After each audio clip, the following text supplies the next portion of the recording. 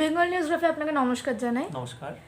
একের পর এক শুনানি পিছিয়ে যাচ্ছে এসএসসি, ওবিসি ইত্যাদি গুরুত্বপূর্ণ মামলাকার যে ধীরগতির পেছনে কি উৎসর্গ কি রয়েছে মনে করেন আপনি? দেখুন, মাননীয় supreme court, high court, single bench, division bench প্রত্যেকটা স্তরেই তো এই প্রসেসগুলো হয়েছে। কেন ডিলে হচ্ছে? যেহেতু মাননীয় সুপ্রিম কোর্টের চিফ জাস্টিসে এজলাসে এই মামলাটা চলছে। আমি এটা নিয়ে আর বাড়তি কোনো কথা বলতে পারবো না, কারণ এর পিছনে political set up, political setting, এটা বিভিন্ন ধরনের পলিটিক্যাল বিরোধী পার্টিরা বলছেন। আমি মাননীয় সুপ্রিম কোর্টকে সম্মান জানিয়ে বলছি যে হতে পারে তার অনেকগুলো প্রাইমা ফেসিতে অনেকগুলো দিক দেখতে হয়। দ্বিতীয় হচ্ছে, সবচেয়ে বড় পার্ট হচ্ছে এই মামলাটায় কিন্তু 4-5টা পার্টির মধ্যে গুরুত্বপূর্ণ 3টে পার্টি স্টেট গভর্নমেন্টের, এক state education department, SSC and এখানের সাথে যুক্ত আছে বোর্ড, শিক্ষা দপ্তর যেটা, এরা যুক্ত। ফলে যদি ডিলে প্রসেসটা হয় কোর্টে, তার কতগুলো প্রাইমা ফেসির পার্টের মধ্যে একটা পার্ট হচ্ছে বিভিন্ন ডকুমেন্টারি পার্ট। সেই ডকুমেন্টারি এভিডেন্সগুলো তার মানে রাজ্য ভালো করে দিচ্ছে না। এবং আমরা জানি যে দেখবেন যে একাধিক আমলা, শান্তিপ্রসাদ সিনহার থেকে শুরু করে কল্যাণময় বাবু যখন অ্যারেস্ট হয়, পশ্চিমবঙ্গ সরকারের একটা আইন আছে যে আমলারা অ্যারেস্ট হলে পরে বা বিধানসভা বা লোকসভায় বিধানসভার কোনো মাননীয় বিধায়ক কিংবা যিনি যদি মিনিস্টার হন, অ্যারেস্ট হলে সংশ্লিষ্ট স্পিকারের পারমিশন নিতে হয়, কিংবা মুখ্য সচিব, আমলা হলে মুখ্য সচিবের। এই মুখ্য সচিব মহাশয়কে বারবার চার্জশিট গঠনের আগে তার পারমিশন নেওয়ার জন্য হাইকোর্ট হন্যে হয়ে ধর্ণা দিয়েছিল। আপনাদের খেয়াল আছে, 4.5-5 বছরেও মুখ্য সচিব সেই সুযোগ বা সময় পাননি। কখনো পুজোর অজুহাত দেখিয়েছেন, কখনো ভোটের অজুহাত দেখিয়েছেন, তারপরেও তিনি কিন্তু পারমিশনটা দেননি। ফলে দেখা যাচ্ছে ভারতের নতুন যে আইন এসছে, বিএনএস, ভারতের ন্যায় সংহিতা, তার শর্ত মেনে কাউকে আপনি চার্জশিট গঠন না করে 90 দিনের বেশি রাখতে পারেন না জেলে।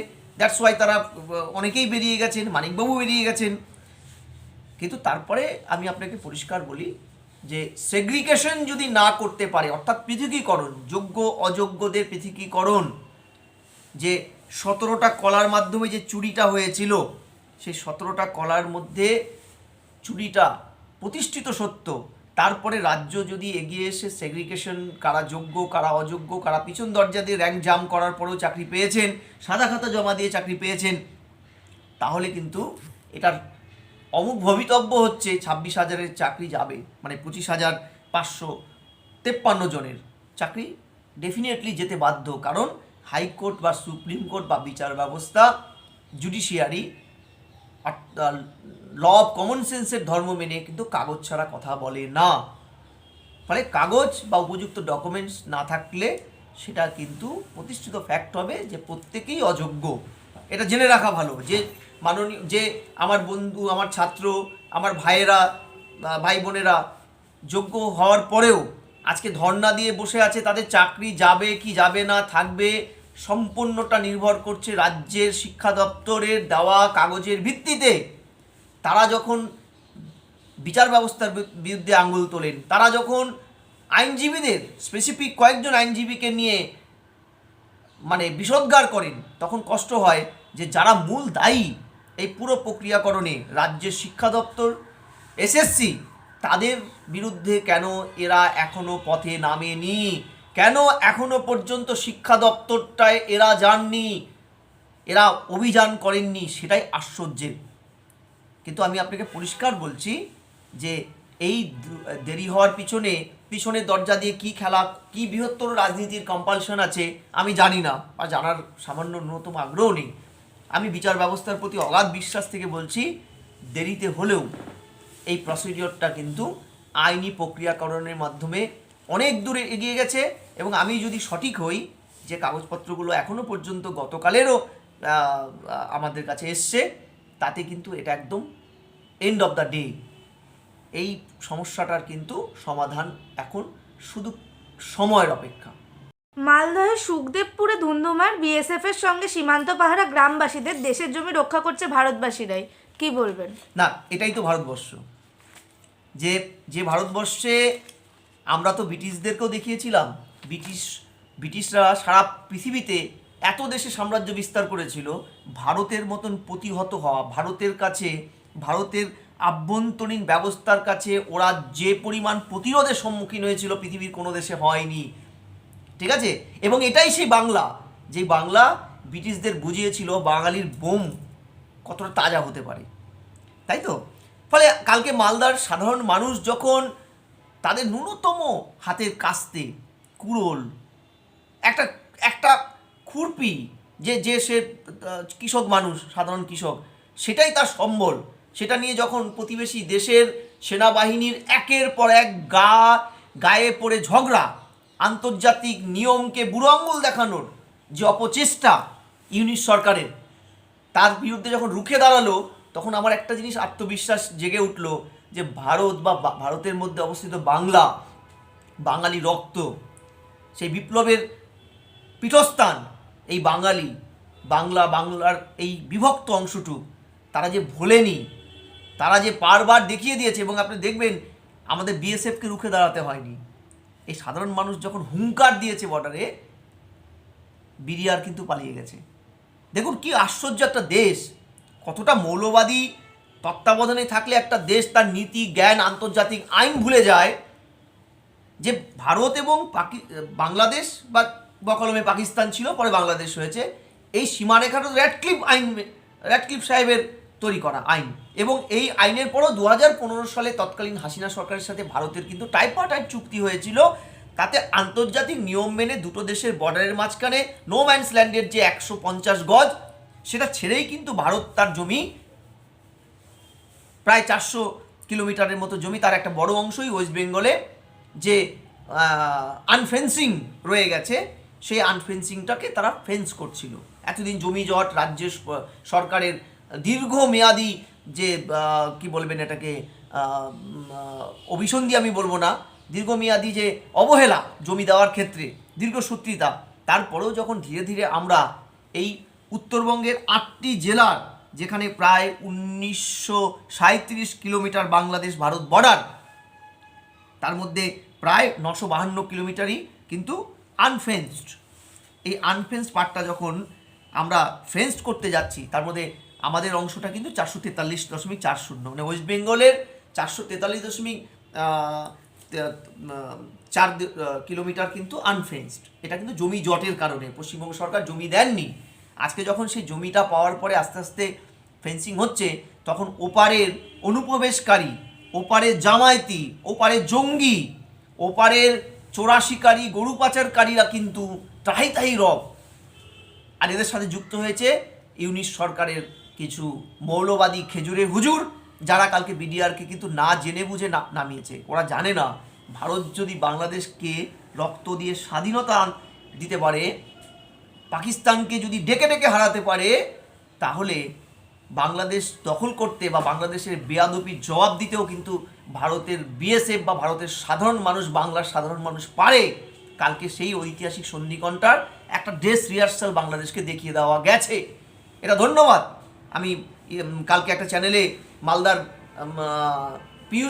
সম্ভবত পীযূষ পাল, কোনো একজন গ্রামবাসী, তিনিও অ্যাক্টিভিস্ট ছিল, এর সাথে যুক্ত, আমি এক প্ল্যাটফর্মে তার সাথে প্রোগ্রাম করছিলাম। তার স্পিরিট দেখে আমি আশ্চর্য যে একটা নিতান্তই সাধারণ গ্রামবাসী, যারা কোনো ট্রেনিং নেই, তারা কোনো রাজনীতি বিশ্বাস মানে না, তারা তাদের রুজি রোজগার এর জন্য বর্ডারে পড়ে আছে, এবং তাদের বর্ণনা যে ওপার বাংলার থেকে বিডিআরের সহায়তায় কিভাবে ওদের ধান ক্ষেতের ফসল ক্রমাগত ওপারের মৌলবাদী শক্তি বা ওপারের চোরাশিকারীরা তুলে নিয়ে যায়।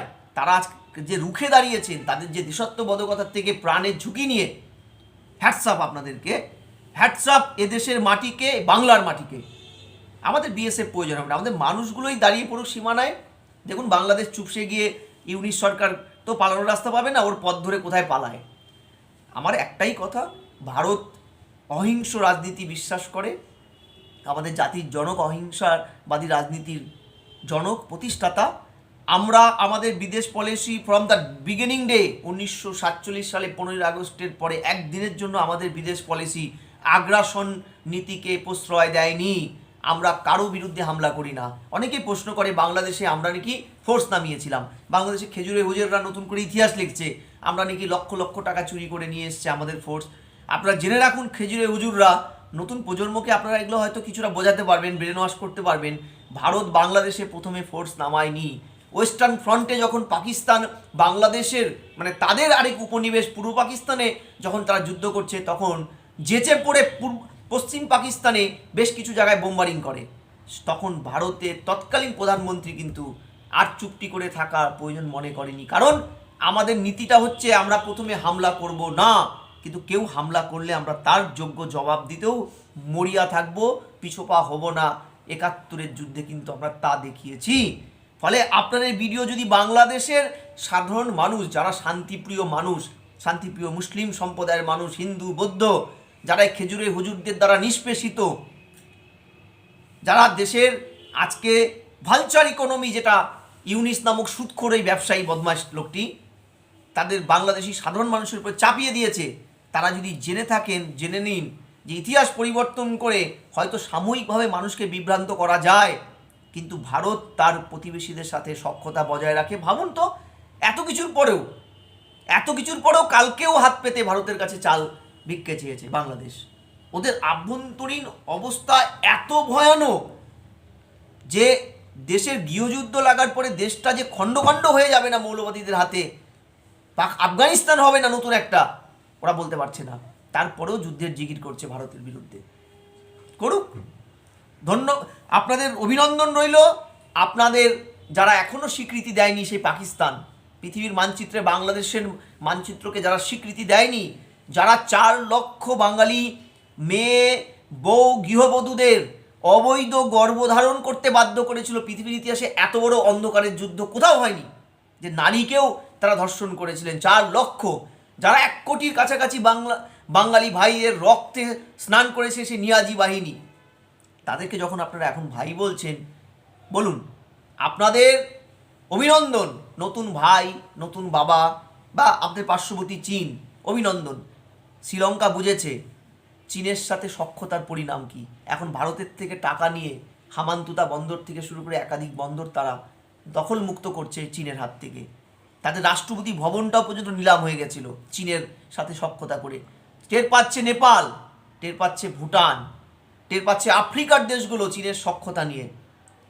আমরা পাশে রয়েছি। যেদিন পথ ভোলা আমাদের ছোট ভাই বাংলাদেশের ভাইরা খেজুরে হুজুরদের দ্বারা চালিত হওয়ার পরে একদিন ভুল বুঝতে পারবেন, আমাদের দরজা খোলা রইল, আসবেন।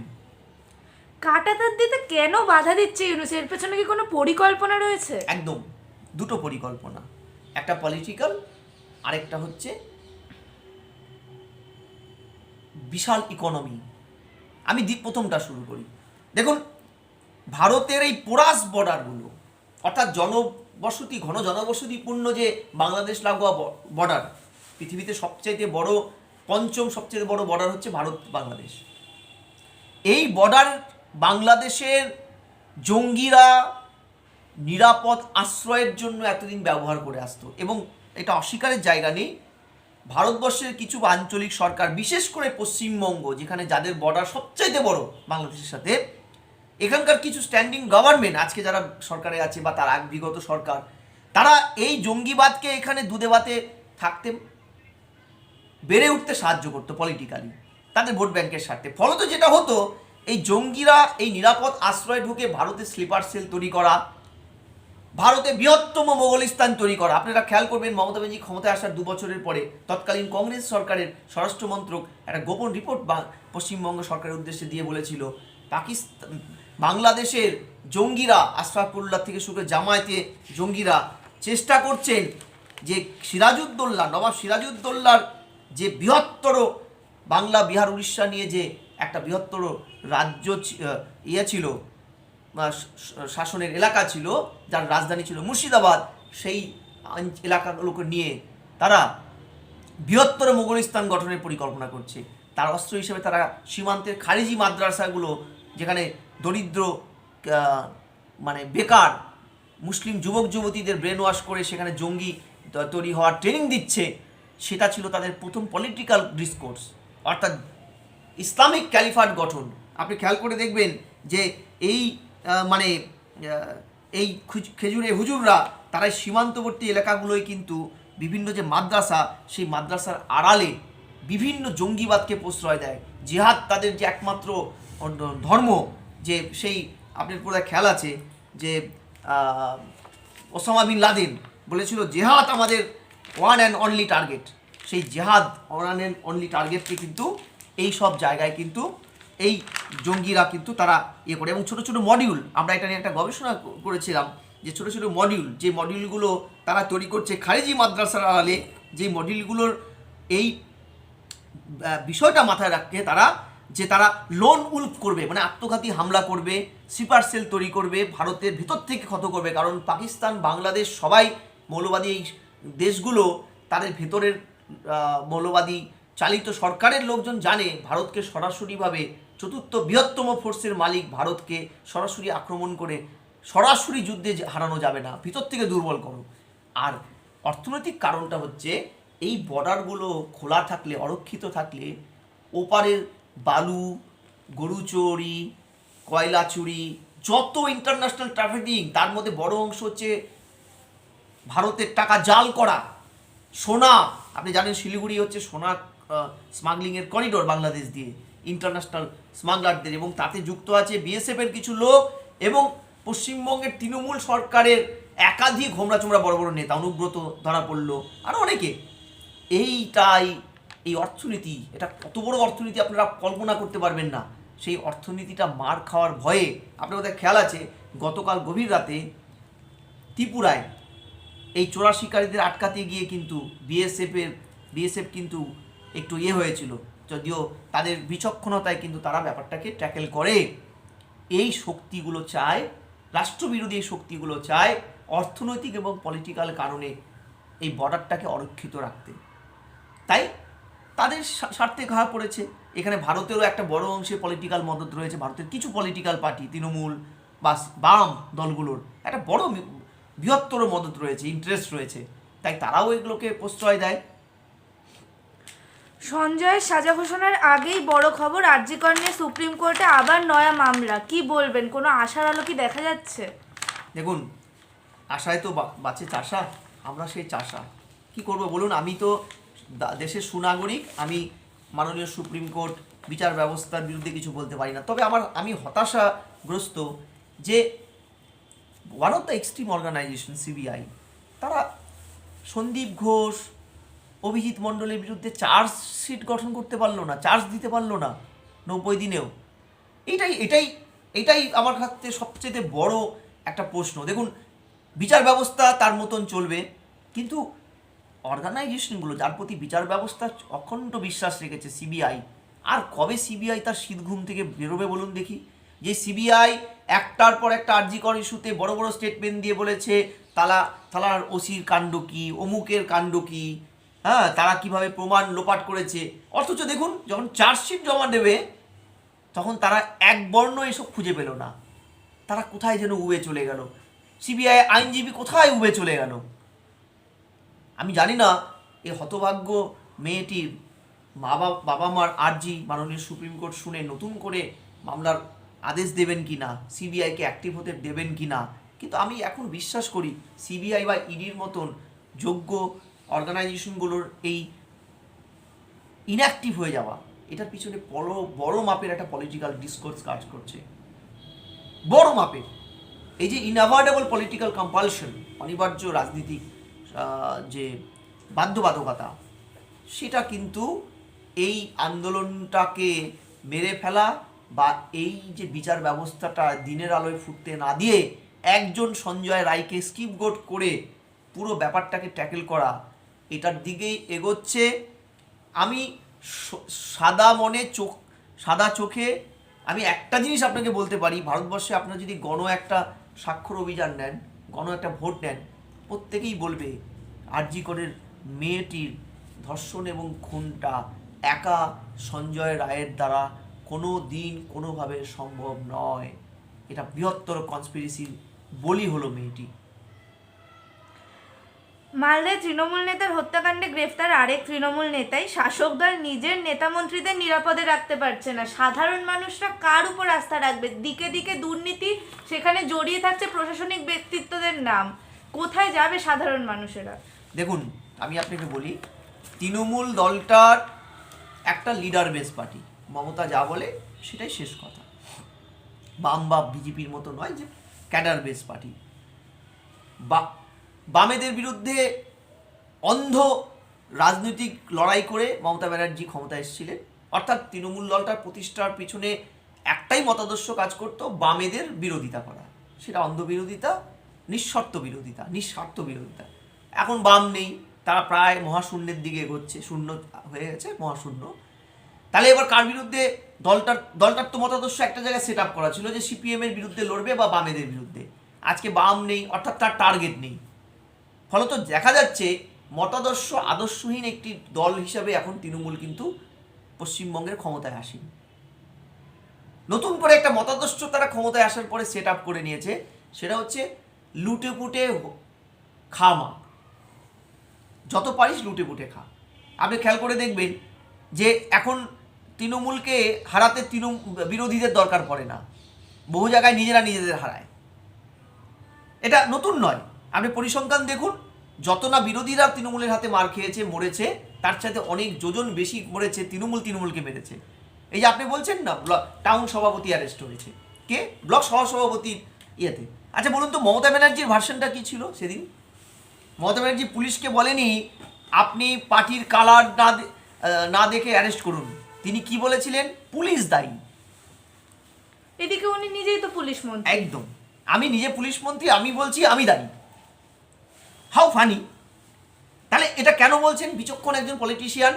তৃণমূল নেত্রী জানেন এই মতাদর্শহীন, শুধু পয়সা লুটে, কাটমানি লুটে খাওয়া একটি বড় দল, তাকে টিকিয়ে রাখা জন্য যে মতাদর্শ প্রয়োজন সেটা তিনি দিতে পারবেন না। অর্থাৎ এই ভবিতব্য সত্য, নব্বদ আদি, মাদার যুব, মমতা অভিষেক, 60 ঊর্ধ্ব 60 নিচে, 21-এর ভোটের আগের, 21-এর ভোটের পরের, আদি অনন্ত, এই নাম দিয়ে যাই না ভোটটা কেন, তৃণমূলের লড়াই থাকবে। এবং এই লড়াইয়ের পরেও তৃণমূল টিকে থাকবে, কারণ বাইনারি পলিটিক্সটা গড়ে উঠেছে আইডেন্টিটি পলিটিক্সের নামে। একটা শ্রেণী তাদেরকে আপাতত ভোট দেবে, কারণ তারা এসব মানে না, তারা প্রোটেকশনটা চায়। এইবার প্রশ্নটা হচ্ছে, এই পার্টটায় মমতা ব্যানার্জি যদি পুলিশকে ফ্রি হ্যান্ড দেয় তাহলে এই খুনটা বন্ধ হয়ে যায়, কিন্তু দিচ্ছেন না কেন? মনে রাখতে হবে, এই লড়াইয়ে একদম গ্রাসরুট লেভেলে বিভিন্ন নামে যে গোষ্ঠী কন্দল হচ্ছে, সবার শেষে যে গোষ্ঠী যাকে মানুক না কেন, দিনান্তে তাদের একজনই নেত্রী, তিনি হচ্ছে মমতা ব্যানার্জি। আপনি দেখবেন বহু গোষ্ঠী আছে, আরাবুল ওকে মারে, সিরাজুলকে মারে, সিরাজুল ওকে মারে, ওদিকে সব্যসাচী একে মারছে, আনারুল কবিরুলকে মারছে, শাহজাহান নূরজাহানকে মারছে, যে নামেই হোক না কেন, কিন্তু দিনান্তে প্রত্যেকেরই পিসি বা মা হচ্ছে মমতা ব্যানার্জি। মমতা ব্যানার্জি এটা জানেন। ফলে এই লড়াইটা ওনার সাংগঠনিক শক্তিরও একটা পার্ট। সবাই লড়ে যাচ্ছেন, কিন্তু নেত্রী একজন, কেউ দলের মধ্যে প্রভাব বিস্তার করতে পারছে না। দ্বিতীয় আরেকটা সবচেয়ে বড় প্রশ্ন, যে এই দ্বন্দ্বের একটা বড় কারণ হচ্ছে দলে টাকার বগড়া।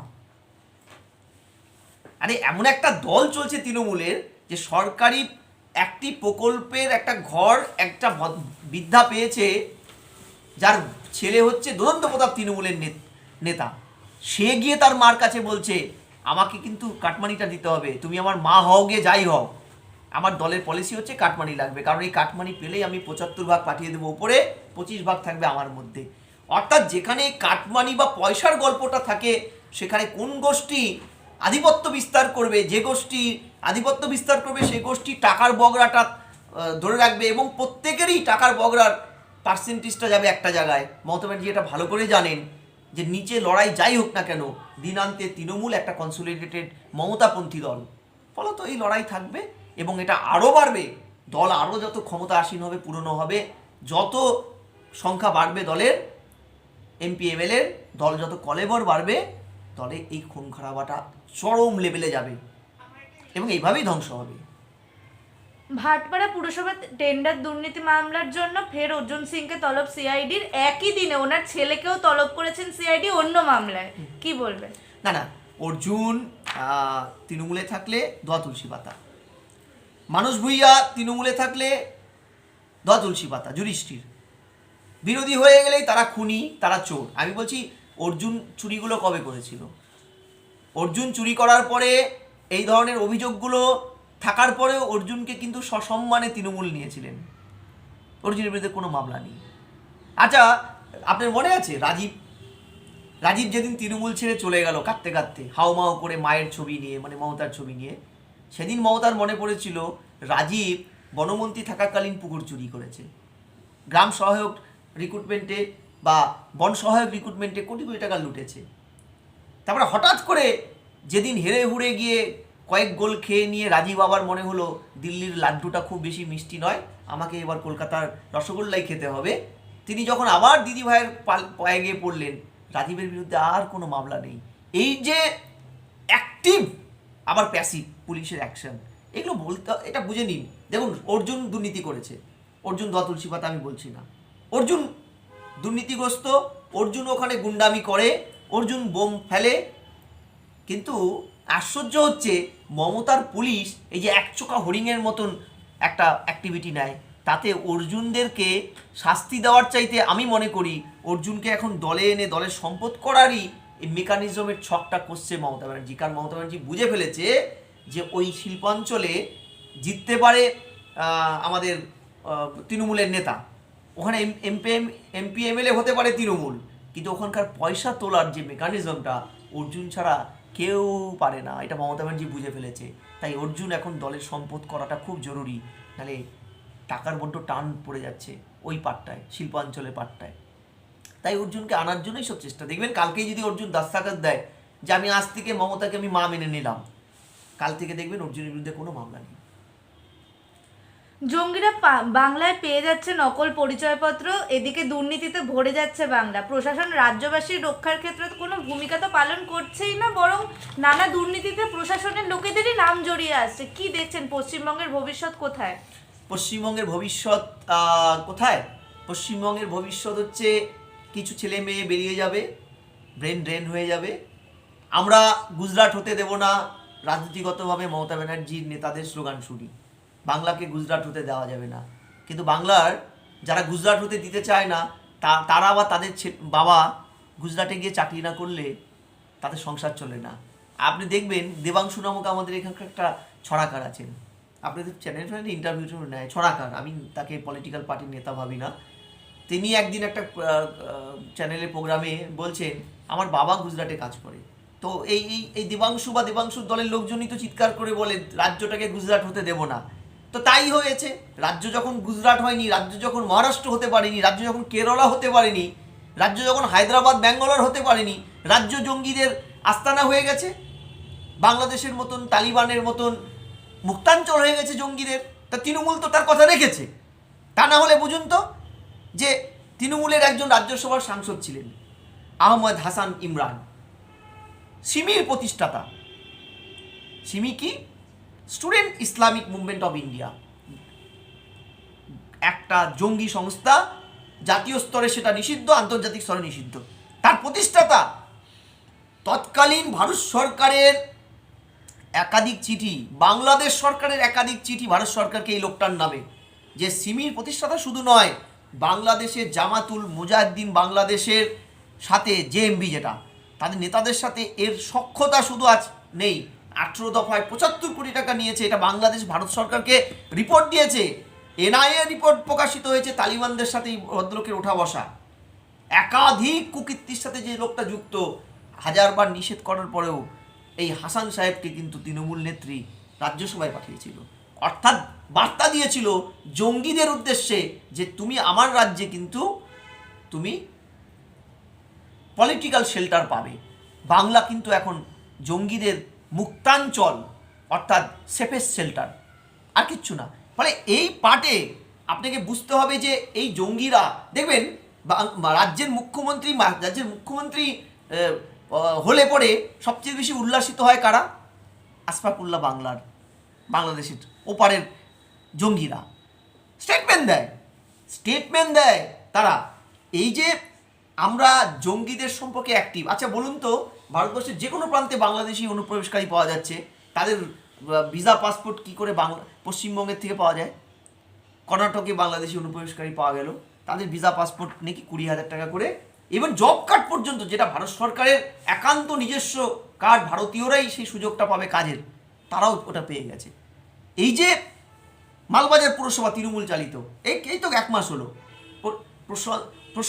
প্রসঞ্জিৎ দত্ত নামে একজন কর্মচারী আফগানিস্তানের নাগরিকদের বার্থ সার্টিফিকেট বের করে দিয়েছে, তার প্রয়াত বাবা মার বার্থ সার্টিফিকেট বেরিয়ে গেছে। বুঝুন, আপনি পারবেন বার্থ সার্টিফিকেট রিজেনারেট করতে? অসম্ভব, ইম্পসিবল, পেয়ে গেছে। তার বিরুদ্ধে মামলা, ক্যানিংয়ে যে কাশ্মীরে জঙ্গি আশ্রয় নিয়ে দুধে ভাতে থাকলো, দুটো ভোটার লিস্টের নাম, দুটো জায়গায় ভোটার লিস্টের নাম, সেই তৃণমূলের নেত্রী যাকে আশ্রয় দিয়ে রাখলেন 2 বছর, সেই নেত্রীর বিরুদ্ধে তৃণমূলের পুলিশ কি কোনো একটা ব্যবস্থা নিয়েছে? আমি তো আইন আপনাকে বলতে পারি যে আইপিসি 216, যেটা এখন 253 হয়েছে, বিএনএস, তাদের বিরুদ্ধে মামলা করা উচিত ছিল। তৃণমূল কোনো ব্যবস্থা নেয়নি। অর্থাৎ আপনার পুলিশ নাই থাকতে পারে, আপনার গোয়েন্দা অপদার্থ হতেই পারে, কাশ্মীর বা অসম থেকে এসে পুলিশ আমাদের পুলিশকে ডেকে তুলছে, উঠুন কর্তা, ঘরে তো জঙ্গিরা আগুন লাগিয়ে দিয়েছে বাংলায়, আপনি জেগে উঠেছেন। কিন্তু জেগে ওঠার পরে যখন দেখলেন আপনার ঘরের শত্রু বিভীষণ, আপনার দলের কিছু নেতা দেশ বিরোধী কাজ করছেন, তাদের বিরুদ্ধে কেন ব্যবস্থা নিলেন না? তাতেই তো বোঝা গেল ওই জঙ্গিদের আপনারা দুধে ভাতে রাখতে চাইছেন।